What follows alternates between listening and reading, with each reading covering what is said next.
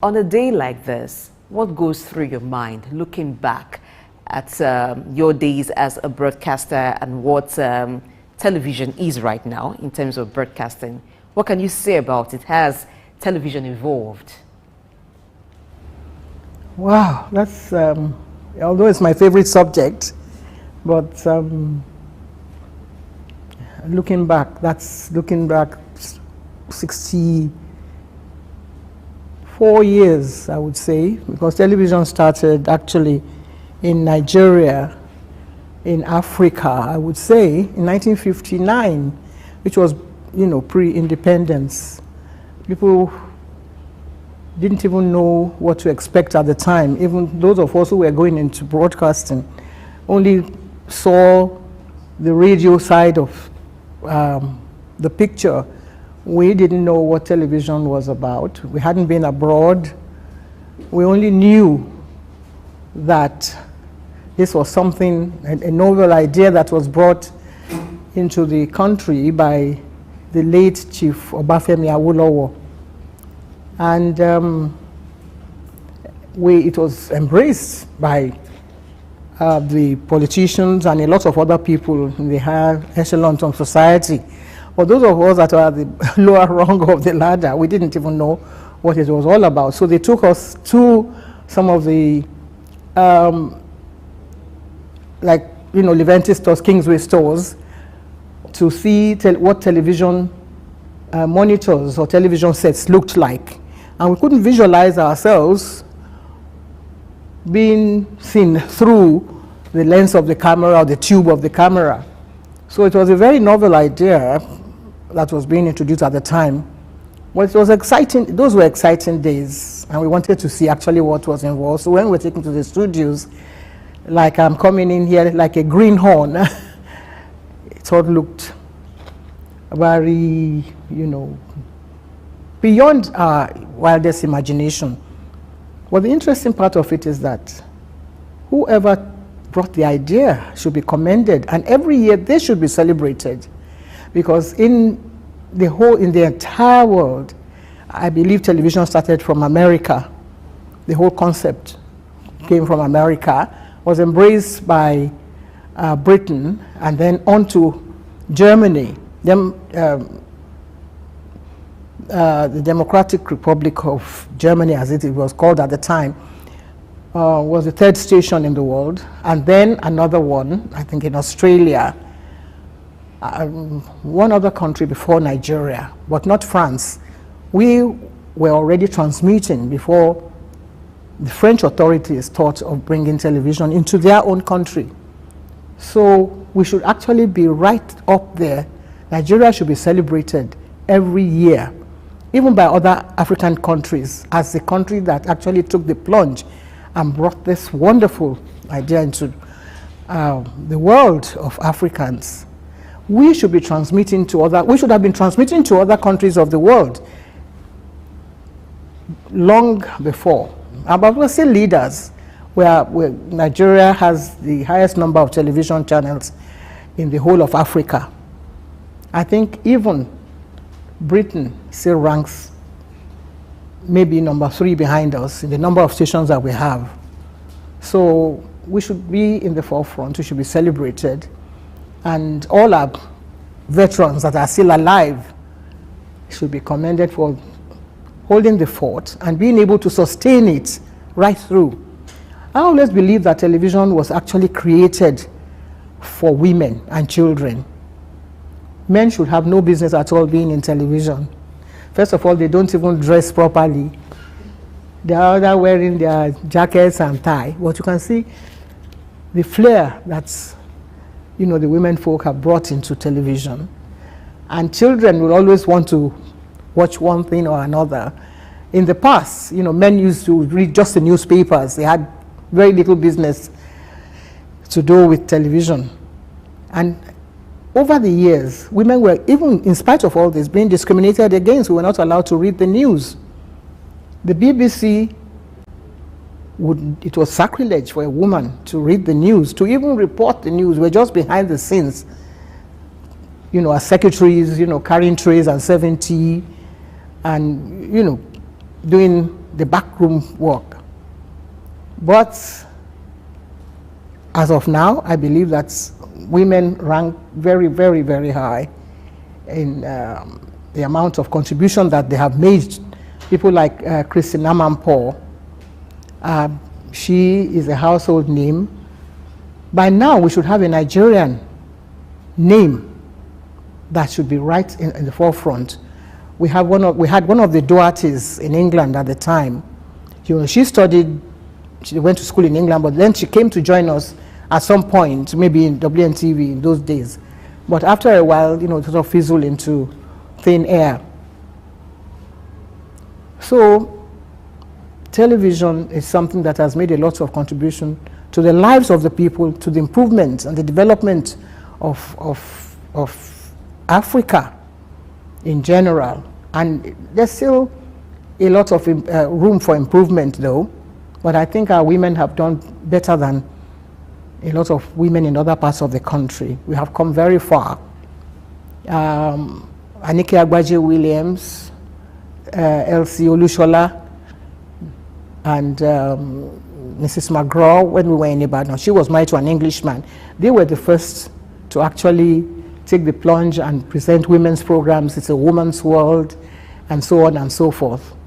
But coming to Lagos, we had the Nigerian Television Service, which was affiliated to the old Nigerian Broadcasting Corporation, the old NBC, which later metamorphosed into FRCN. I still have to think about that, Federal Radio Corporation of Nigeria, but it was NBC. And I still haven't forgiven whoever changed the name from NBC to this long federal, you have to think of that first, then radio, and so on and so forth. BBC still remains BBC. CNN remains CNN. Why should we be changing things, to the detriment of the standard of whatever it is that we have been doing, for the little contribution that we have been able to make?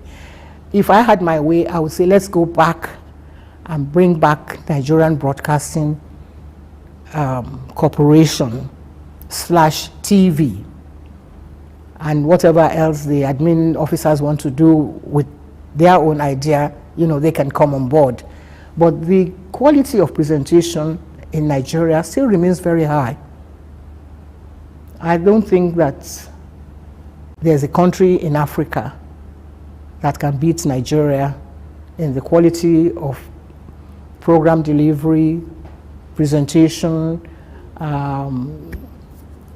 Even all this film corporation emanated from what television had created and brought into the development, their own contribution to the development of, the country. So over the years, we have done very well. I think we deserve a lot of pats on the back.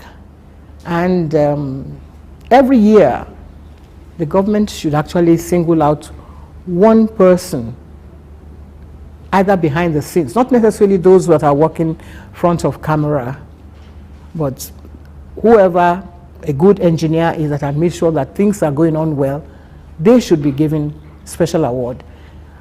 Call it whatever name you like, but make sure that that name of the person who conceived the idea of making Nigeria #1. Our slogan in those days in Ibadan was, this is what WNTV first in Africa. We should retain that. There's no station in Nigeria or anywhere in the world that you have that slogan, first in Africa. I think we should go back to that and doff our hats to whoever brought the idea to Africa and make sure that we get that recognition and that's ongoing and that the flame never dies. That's my own little contribution, because I know that I have very limited time now. If I've spent 64 years being in the limelight, that's the title of my last book, Forever in the Limelight. That person, that station, that human being should always be given that recognition on a day like this. But we don't have that, do we? We just say, oh, all right, television has been going on, and it's very entertaining. It meets all the various aspects of lives of people, entertainment, education, and just name it. Television has actually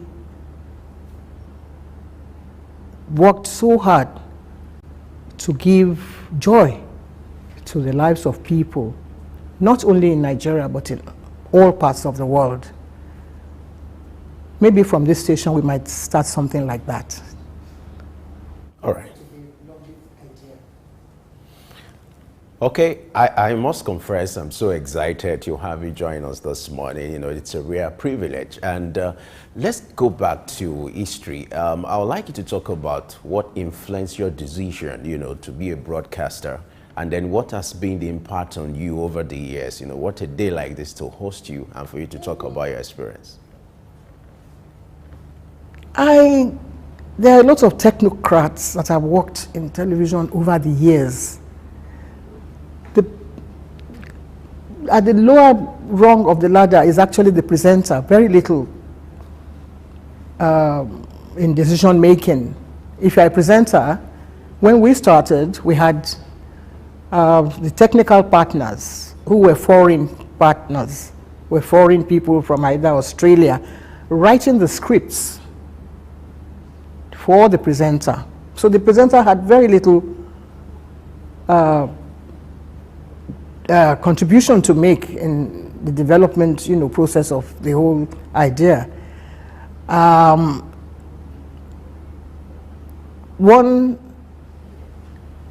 The board takes a decision, and then it trickles down, right, you know, to that level. But it is the presenter that actually is the spokesperson, the figure that people, you know, recognize, and they think that that is what television is all about. It involves so many other, you know, people and functions in different aspects of the job. In our own time, the script was written to the minutest detail, and if it says you are going to say a few words in 30 seconds, you dare not exceed the 30 seconds. But now, it's free for all. Some people just come on board and they go on and on and on and on, and there's no checks and balances. But I still want that situation where the presenter is the one that is the face of the nation, as it were, and in some cases, during if there's a coup, for instance, touch wood that it never happens again, if you're in the studio and a group of soldiers storm the studio or the radio station, like in the past, it has happened before, the presenter will be taken away, and because people had that wrong idea that it was the presenter that was in charge, whereas the poor presenter, maybe even the lowest paid, because up till now I don't know any presenter that is earning enough money to keep head and, you know, shoulder above water. In other countries, of course, you know, presenters are paid highly. Some of them are earning 2, 3, 5, 20 million, like film stars. But in Nigeria, I think the presenter is still paid like, you know, what you would give your, I won't even mention any kind of labor, thinking about the salaries that are earned by people in other ranks. But the presenter earns very little in Nigeria. First of all, I think that something should be done to rectify that situation and make sure that, you know, presenters are paid highly. Presenters rise to a level where they can own their own channel.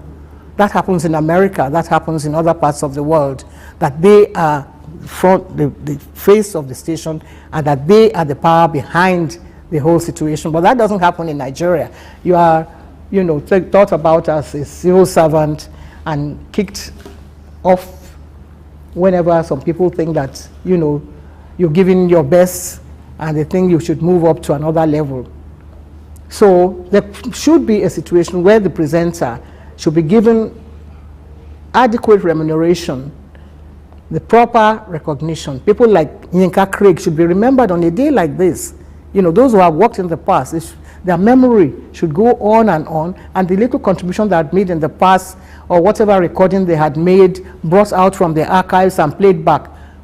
We don't have archival material. We don't have that culture in Nigeria where you keep tapes of people who have worked very hard in the past, people like Kere Ahmed and Adamu Aogi, who later went into the Senate. You have to go into politics to be given the recognition before people can realize, oh, this is a person that used to do this, that, and the other. It shouldn't be that way.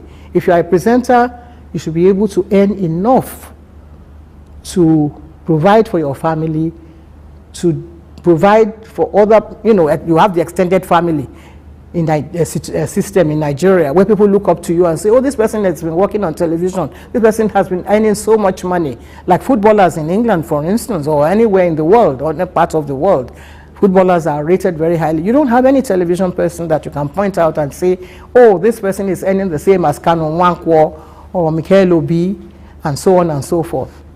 You still have to strive to go and look for other business or other jobs to do, or wait for that little pension that comes from the government. At the end of the day, what you are earning is not enough to pay somebody's driver or even a housemaid.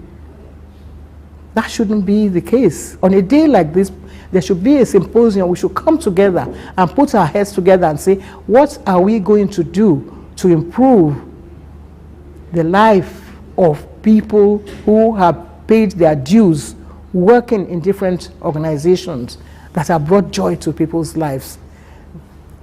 Those are my thoughts. Those are things that I believe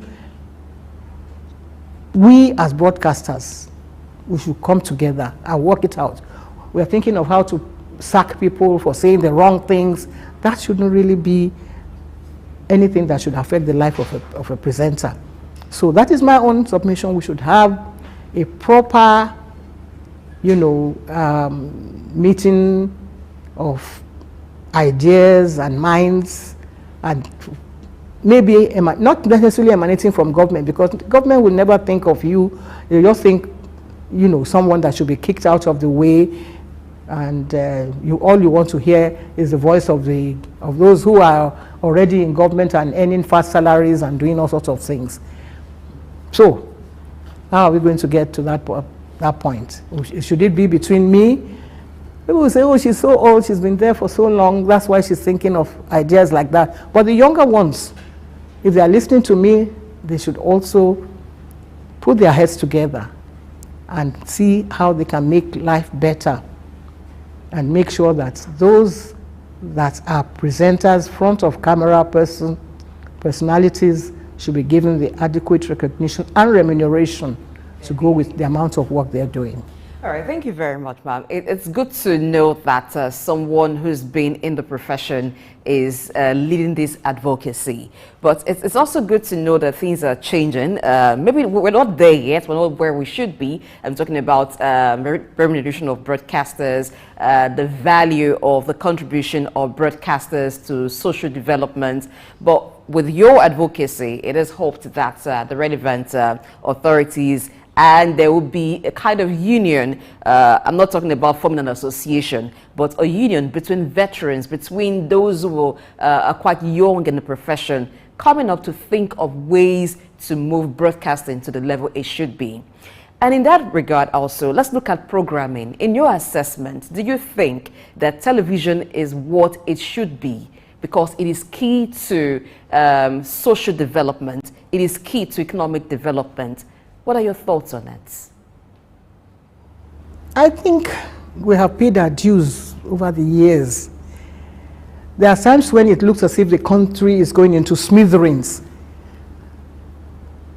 Before the deregulation, you know, exercise, television was the voice of the nation. If you wanted to know what was happening before, you know, social media came on board, or if you wanted to hear anything about, you know, anything about the country, you waited for the news at 9 Until that time, everything was in the dark. So that unifying factor has been there. Television has united the country, has brought the country together. Over the years, I wrote a book on this, and a lot of other colleagues have done that as well. Without television, sometimes the country would have gone into smithereens. And I can strike my chest and beat my chest and say, yes, on this and that occasion, if it wasn't for television, the whole country would be in the dark. But for a system that has worked that hard, we seem to be sort of, left, high and dry. Nothing is happening. We don't have to wait for government. From your question that we should form a body, we've had people like, let I name names, like Bika Dabiri started from television, from a very humble beginning on a small station, right up to the network. People like Sienna Orwell Brown holding the job as the head of a gas, oil and gas industry. They can sit together and form a body and look back and say, what am I going to give back to those that are coming after me? This job has promoted my image to this level. It's not just front of camera looking pretty or putting on the right, head ties. Even in the fashion industry, even in the film industry, it all emanated from television. People wore their head ties by watching what Ruben Amesia is going to wear tomorrow, or Bimbo Oloyede, and this and that on the other. They swore by them. They say, oh, the kind of head tie that she had on the other day, that's the one I want to wear now. So all those aspects of life should be brought together. And then no government is going to look at you with any, favor and say, oh, we're going to do it for them. Nobody. There has not been a single bill except that they borrowed the idea of having their wardrobes looked after. The idea of having a wardrobe allowance is something that was personal to TV presenters. Having a wardrobe allowance has now become something that, legislators are thinking about. And the amount of money they are collecting is enough to pay the salary of all the television personalities in the whole country for one person. That is absolute nonsense. If you are earning a fast salary, what do you need a wardrobe allowance for? The wardrobe allowance comes because it is part of the job of the presenter to have a proper, to the appearance, of course, to enhance the appearance of the presenter. So these are the issues that we ourselves should examine.